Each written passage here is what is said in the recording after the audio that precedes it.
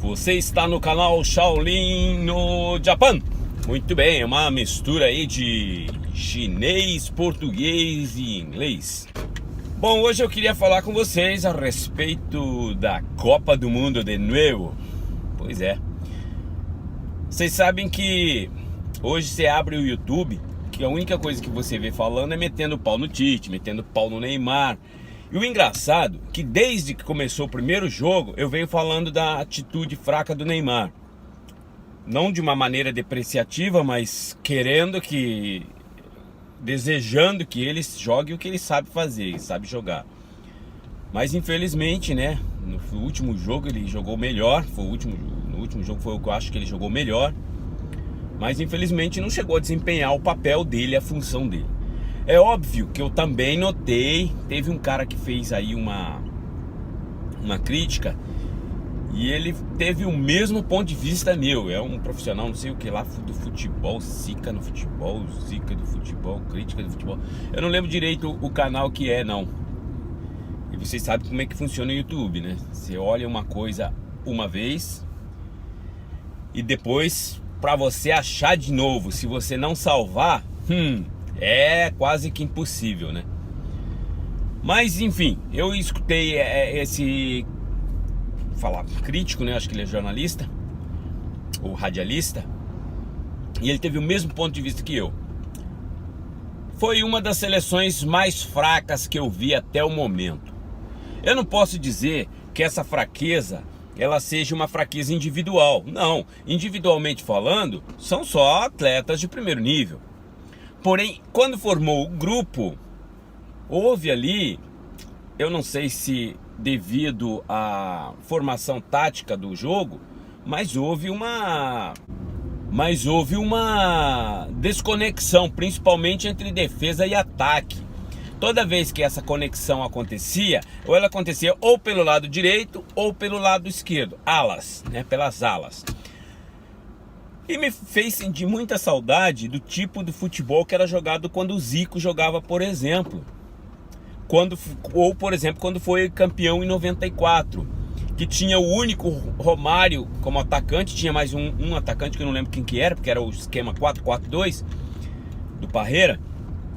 E eu me lembro que tinha uma conexão muito forte, muito grande.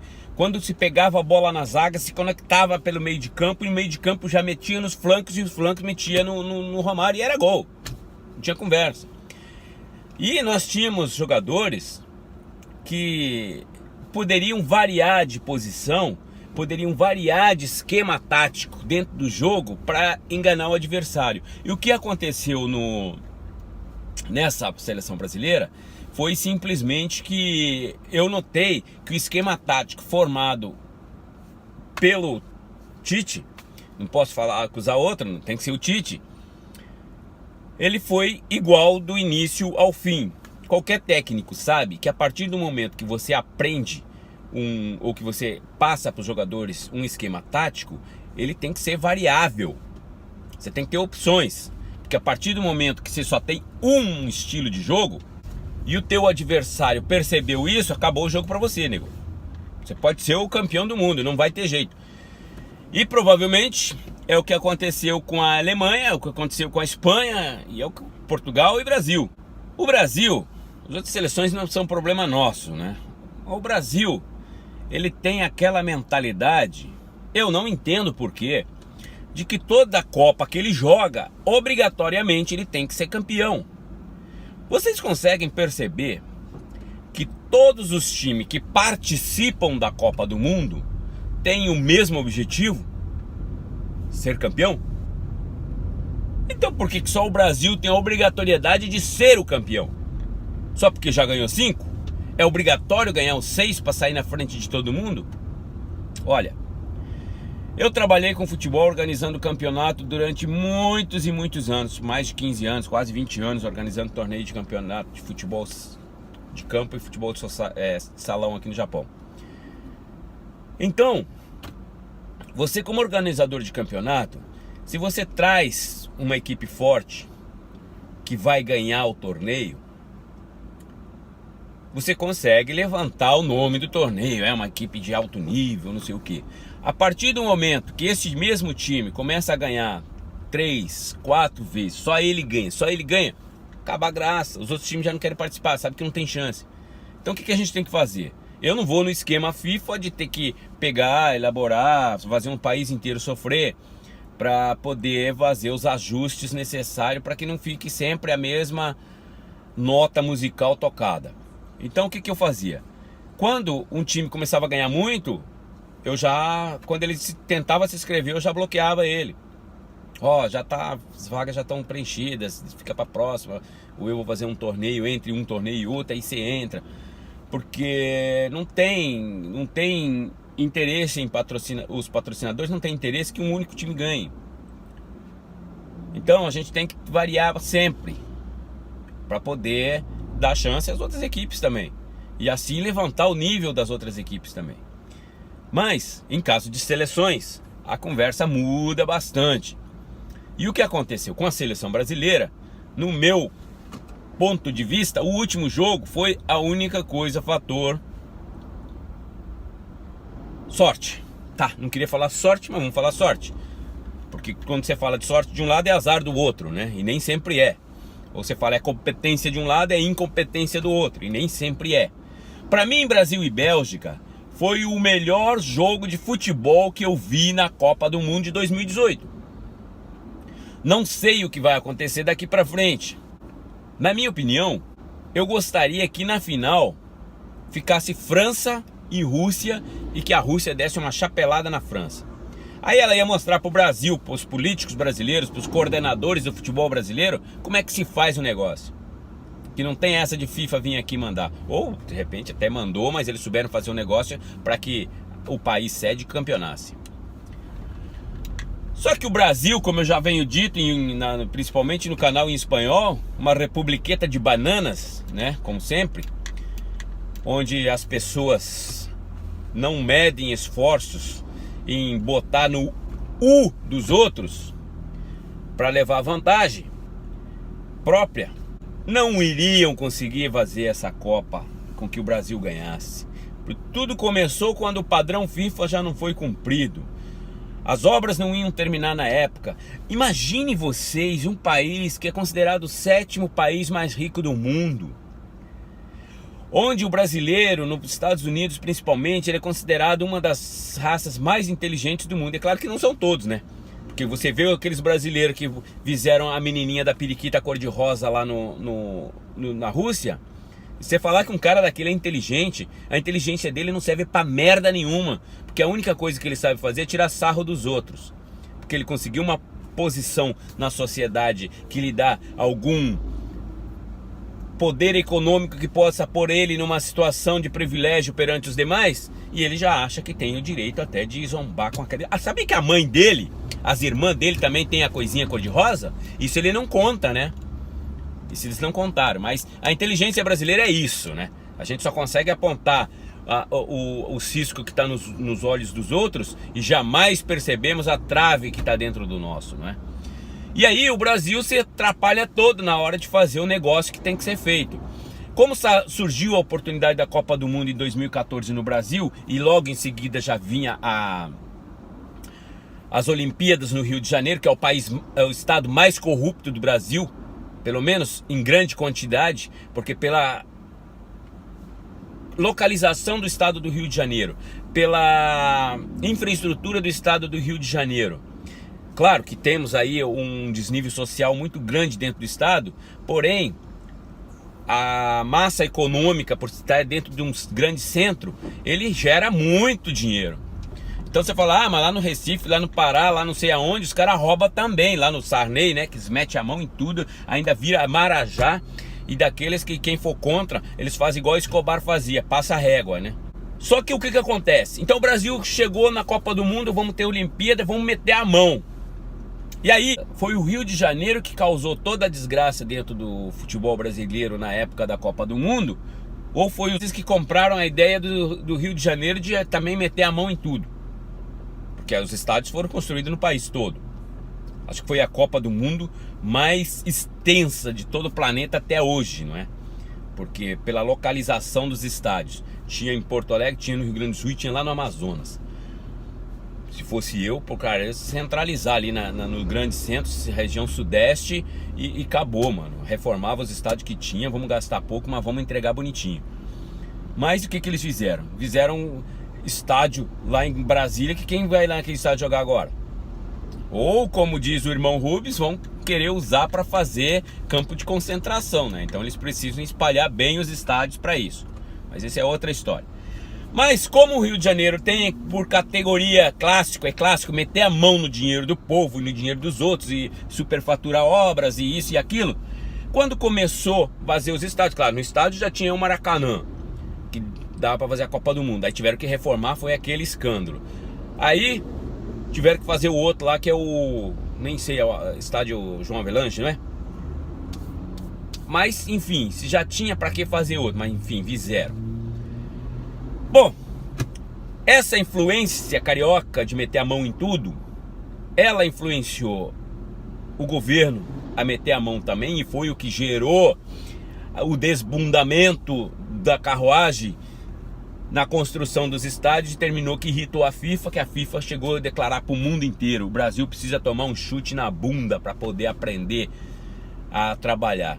E aí o que acontece? Desmoralizou o país. Onde é que já se viu uma organização como a FIFA querer desmoralizar um país inteiro? Muito embora a gente não tem nem muito o que falar, porque na verdade foi ridículo o que o Brasil fez, né? Um país, volto a dizer, que é o país, o 7º país mais rico do mundo, considerado o 7º país mais rico do mundo, consegue não ter capacidade de terminar os estádios para uma Copa do Mundo. Chega a ser ridículo. No Japão nós sabemos que está tudo atrasado para a Copa de 2020, para as Olimpíadas de 2020. Mas o Japão, vocês sabem como é que é? Vocês lembram do terremoto de 2011?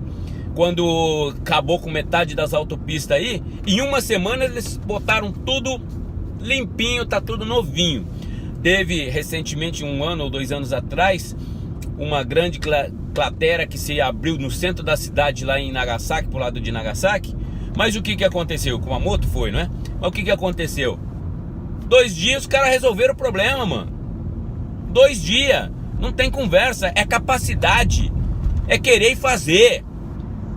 Não é ficar pensando no que eu posso ganhar. Vamos reunir as empreiteiras, vamos ficar aqui. Enquanto isso, vamos ficar estabelecendo quanto que vai ser a propina. E o tempo foi passando e aí vem a FIFA e já humilha o Brasil perante o mundo inteiro, se pondo numa posição superior até a mesmo a do país, de um país, uma instituição, se pondo num nível superior a de um país, não é? Porque eles vêm com aquele papo que isso vai gerar benefício pro país pra porra nenhuma, mano.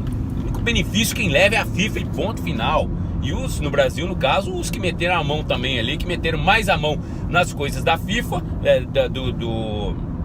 meteram a mão tão grande que não fizeram o padrão FIFA, e a FIFA ficou fodida, porque eles iam terminar ganhando mais, os políticos brasileiros iam terminar ganhando mais do que a própria FIFA. Aí entrou aquele joguinho de inveja: não, mas quem tem que ganhar mais sou eu. E aí virou essa bagunça que virou. E o que aconteceu? Entregaram o jogo, segundo alguns, falando que a Nike propôs. Não posso falar que a Nike. Por que a Nike iria vender um jogo para uma adversária que é a Adidas, que é da França, da Alemanha? A menos que Nike e Adidas sejam o mesmo grupo, coordenado pela mesma das 13 famílias lá. Uma comanda nos Estados Unidos, a outra comanda na Europa. Assim sendo, o que faz? O que acontece? Não, esse ano aqui vou eu ganhar porque minha renda tá baixa. No ano que vem você ganha. E eles trabalham nisso daí. Quem já leu o Protocolo dos Sábios de Sião? Basta você ler, você vai ver que tudo que aconteceu na Copa do Mundo e tudo que vem acontecendo aí nesses meios hoje em dia tá lá dentro escrito e bem claro para quem sabe ler. Então o que os caras lá da FIFA estão fazendo agora? Agora eles fizeram, estão aí, tá todo mundo no YouTube falando que houve manipulação, houve armação. Isso, gente, por que eu falei antes de começar a Copa no vídeo? Vamos curtir, vamos relaxar, deixa eles, vamos viver um mundo de sonhos. Aí quando eu perguntei, alguém já foi na Disneylândia? Por que eu citei Disneylândia? Eu sei que poucas pessoas foram na Disneylândia, mas a Disneylândia, ela é conhecida como o país dos sonhos. Então vamos sonhar. A gente vai lá, a gente sabe que não tem Mickey nenhum, que não existe Mickey nenhum, não existe parque do Donald nenhum, mas a gente vai. a gente vai e se entrega às fantasias como uma criança. Então por que não fazer isso na Copa do Mundo? Vamos curtir, vamos ver os caras se bater, jogar bola, fazer firula, se jogar no chão. E vamos selecionar o melhor firuleiro, o melhor chorador, o melhor apanhador, o melhor batedor. Então não vamos esquentar a cabeça com quem vai ser campeão, não. Eles ganhando ou não ganhando, mano, nós não vamos ganhar nada do mesmo jeito. O título é deles, não é nosso. Ah, mas eu sou brasileiro e se ganhar eu vou ser hexa. Que se dane o hexa, mano. Eu quero escola, eu quero hospital, eu quero ter o direito de ir e vir sem saber que eu posso ser assaltado porque a segurança pública tá uma merda. Eu quero o direito de poder viver com o pouco que eu ganho, mas com dignidade, sem vir ninguém querendo me extorquir dinheiro ou pedir suborno, né? Então, são coisas que a gente tem que mudar a mentalidade. Agora, botar a culpa... Por que no caso, se houve armação, por que houve armação na Copa do Mundo?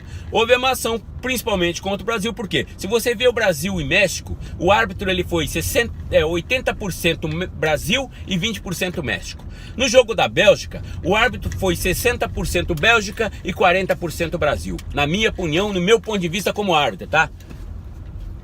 Mas mesmo assim, houve a liberdade para que os jogadores pudessem jogar e criar as suas oportunidades de marcar seus gols e criar o seu próprio resultado.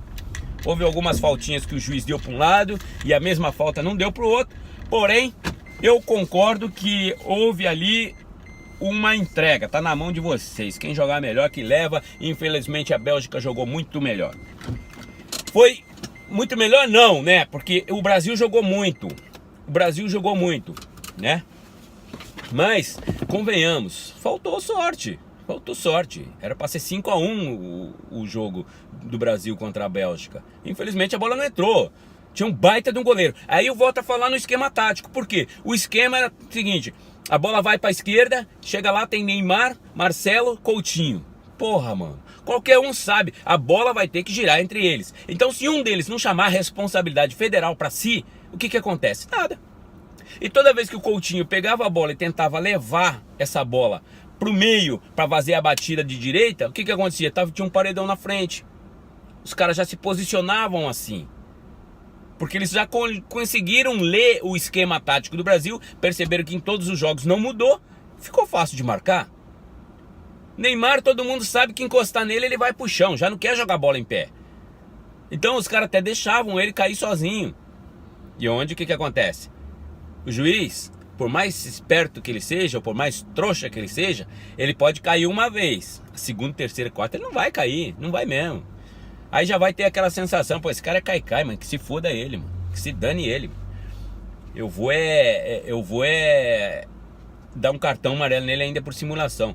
Muito embora vocês notaram que os jogos tiveram muito pouco cartão amarelo assim por simulação, por enrolação de jogo, coisa que, cadê o padrão FIFA, né? Mas então, gente, é isso aí. Na minha opinião, foi o melhor jogo, esse Brasil e Bélgica, da Copa até agora. Foi um jogo jogado mesmo. E o mais emocionante que é aquelas bolas que o goleiro não vai pegar, ele vai lá e tira com a pontinha do dedo. O gol do Brasil, primeiro, se não tivesse acontecido, era 1-1, ia para prorrogação e pênalti. Infelizmente, o fator sorte azar mandou também, porque aquela bola bater nas costas do Fernandinho e entrar, matou o goleiro e aí já não tinha muito o que fazer. Foi um banho frio ali, né? Ali foi o choque que a seleção tomou, que a gente notou que eles levaram muito tempo para se recuperar desse choque. E quando eles se recuperaram, que foi o segundo tempo, nossa, foi um show de bola. Foi aquele futebol que a gente gosta de ver, muito embora com aqueles buracos, como eu falei no começo, de meio de campo, onde não teve tabelinha, onde não teve um meio de campo que conseguisse armar a jogada, igual o Zico fazia, né? Pega a bola, ele arma, que via um Renato Gaúcho, né? Lá na frente como ponteiro, né? Que sabia fazer aquela, quando metia nele, ele sabia ele entrar como centroavante também. E não ia, então tivemos um centroavante aí que não marcou um gol na Copa do Mundo. E infelizmente, o William, puta jogador, Marcelo, puta jogador, mas eles chamavam pouco a responsabilidade para eles. Parece que o jogo tava meio que ou era Neymar ou não era ninguém. E infelizmente levou aí a seleção inteira a pagar pelo pato, né? Pagar o pato, né? Assim que fala. Porque se, igual o Foguetinho tentou algumas vezes a fazer uns dribles ali, chutar de perna trocada também, levou perigo. O próprio Coutinho, se ele tivesse recuado um pouquinho mais, deixado alguém entrar, trocar de posição com ele ali, e de repente ele aparece como um elemento surpresa, poderia ser diferente. Eles teriam que trocar de posição, mudar alguma coisa ali para a Bélgica entrar no jogo deles. O que aconteceu foi que eles entraram no jogo da Bélgica e deu no que deu. Então eu não acho que o Brasil perdeu porque o Tite foi ruim, porque o Neymar foi ruim, todo mundo foi ruim aí, mano. A gente já começou lá no Brasil, quando aqueles elefantes brancos foram criados, a corrupção mandou, a FIFA ficou puta com o Brasil. Então todos esses acordos que são feitos extra-campo terminaram rendendo em problemas hoje. Por quê? Se vocês lembram bem, quando a FIFA falou que ia chutar a bunda do Brasil, o Brasil fez o quê? Chamou o FBI. Meteu a Polícia Federal Brasileira em cima dos camaroneses lá e mandou prender todo mundo por venda de material, venda de ingresso e corrupção, escambau. E aí o que aconteceu? O FBI foi acionado, correu atrás da galera, são 14 que estão presos hoje, fora o bando que eles querem prender e não consegue. Então todo o acordo que foi feito na Copa do Mundo do Brasil, vocês entregam a Copa. Para começar, esse negócio de se o Brasil tivesse conseguido terminar com o padrão FIFA a tempo, ele não ia precisar entregar a Copa do Mundo no Brasil. Ele foi forçado a entregar justamente para que passasse vergonha, uma punição. E aí fizeram o acordo dizendo que o Brasil ia ser favorecido na Rússia. Mas favorecimento não significa que ele vai levar o título, ele tem que jogar também. Eles vão dar uma forcinha, como aconteceu no jogo do México. Mas não vão ter como fazer o time ser campeão assim, do nada, entendeu? Porque existem vários empecilhos no meio do caminho. Agora, veja bem, o Brasil foi e caguetou pro FBI, o FBI caiu matando em cima. Você acha que a FIFA ia deixar isso barato? Mas não ia mesmo, ele ali quebrou todos os acordos que pudessem haver. Então qual foi o favorecimento que o Brasil teve na Rússia? Única e exclusivamente no jogo contra o México. Passou daquela fase, agora acabou, mano, agora é com vocês. E ainda o juiz vai estar jogando pro outro lado. E aí foi o que deu, gente. Entendeu? Começa lá dentro da política. Começou lá com os estádios que não foram construídos, com as badernas na rua, que a FIFA ficou louca, o mundo inteiro ficou louco, sabendo se ia ter segurança para os torcedores no Brasil ou não. Vocês não sabem como é que ficou a imagem do Brasil aqui fora. E a dona Dilma lá, não sei de nada, tá tudo no esquema, tá tudo no esquema. Quando vocês viram o policial lá falando que o padrão FIFA era cachorro quente frio, não é? Então, tudo aquilo que aconteceu no Brasil é o que está refletindo hoje. Porque a própria infraestrutura da seleção brasileira caiu. Já era uma seleção ruim naquela época. Hoje é pior. Volto a dizer, não é individualmente que eu estou falando. O conjunto não saiu. Peguem outras seleções. Agora, o Brasil foi campeão em 70 e depois ele só foi campeão em 94. Foram 24 anos.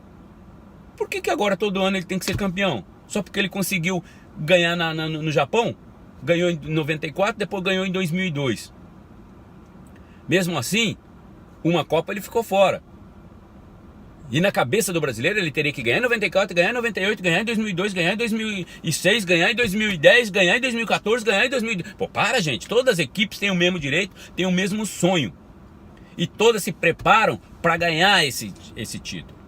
Então, esse negócio que o Brasil perdeu é fim do mundo, é nada. Vamos tocar a bolinha pra frente, gente. Esquece isso daí. E vamos parar de achar gente pra... como aparece agora, né? No YouTube aí, um bando de gente desocupada querendo meter o pau em um, em outro, em outro. Quando eu falei nos primeiros vídeos, me meteram o pau em mim. Pô, o Neymar jogou muito. Os únicos que viram que o Neymar jogou muito foi essas pessoas que comentaram e o Tite. Porque, fora isso, o mundo inteiro tá criticando que o Neymar não jogou nada. Pelo salário que ele ganha, pelo nome que ele tem, nada. Como é que o cara quer ser bola de ouro desse jeito? Não tem como. Certo? E eu tô aqui com a camisa do Peru hoje, que eu comprei num campeonato de futebol de society que eu fui apitar para os brasileiros em Ramamatos aí no domingo passado, dia 7. E homenagem à seleção que foi lá, a gente notou que eles fizeram o que tinham que fazer, infelizmente não tiveram uma boa atuação, mas também são 36 anos sem participar de uma Copa. O nível, mesmo que você dispute com uma seleção no sul-americano, é totalmente diferente de uma Copa do Mundo. O padrão é totalmente diferente, o nível é totalmente diferente, o preparo é totalmente diferente. E para mim, sempre gostei de futebol peruano, e para mim o que fez com que o Peru não conseguisse ter uma boa atuação foi justamente esse fato de que eles não estavam preparado, faltou preparo físico, preparo psicológico para estar lá e fazer o futebol render, aquele futebol bonito que eles sabem, toque curtinho, vão levando e vão pro gol lá. Mas é isso daí, gente, já falei demais. Hoje é dia 9. Estou aqui esperando para amanhã ver as primeiras semifinal, ver quem vai passar. Queria que a Rússia fosse para o final com a França, mas tudo indica que o Macron, o anticristo, já comprou a FIFA, já comprou a Rússia e vai ser o campeão.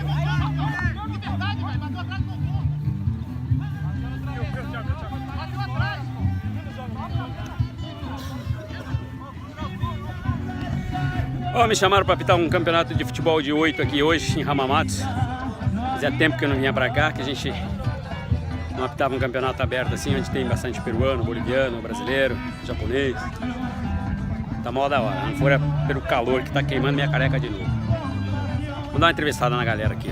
Vocês são peruanos? Pode mostrar vocês no vídeo? Ah, no, después. Dime, de Perú, Perú, selección, ¿cómo fue? Es legal, ¿Ah? juega bien. ¿Jugó bien? Claro. ¿Y el mundial por qué no pasó? ¿Qué Tenía un faltó? grupo- ¿Qué faltó? Tenía un grupo muy fuerte. ¿Y qué te parece? Faltó goles. Faltó goles. Faltó goles. ¿Qué tenía que...? Precisión de meter goles. Decisión. Precisión. Precisión de meter goles. A mí me pareció que faltó un poquito de experiencia. También puede ser así. está Mucho bien. tiempo sin jugar un mundial, Claro. entonces el ritmo eso no es acompañó, diferente. ¿no? ¿Y de Brasil? ¿Qué dice? También estaba bueno. Está bien, pero la mala suerte. Mala suerte. Mala suerte. ¿Y qué le Y parece algo que no- va a ganar la Copa? Parece que Inglaterra Inglaterra. con Francia. Inglaterra-Francia a la final. ¿Y quién gana? Que gana Inglaterra, menos Inglaterra Francia. lleva. Claro. Que si Francia gana se va a 5 títulos como Brasil, ¿no? Sí, sí. Ya. Francia no pasa nada. Entonces suerte el próximo campeonato para nosotros, ¿no? Claro. Imagino. Ya, gracias.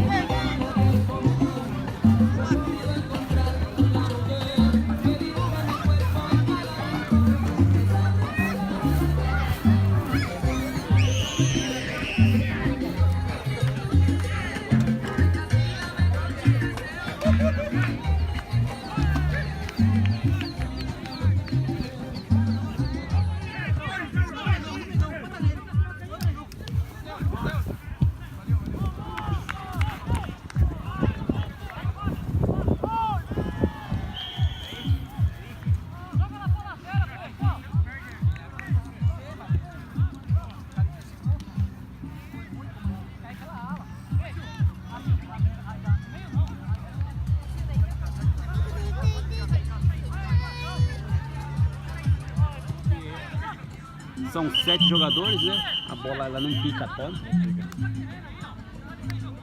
Então, gente, fiquem com Deus, que Deus abençoe vocês hoje, amanhã e sempre. Lembre-se, Deus só abençoa a tua vida se você permitir que Ele faça isso. Não adianta você se ajoelhar, meu Deus, meu Deus, meu Deus, e na primeiro empecilho você falar, onde está Deus? Entende? Acredite, até o final. Fique com Deus. Fui, tchau.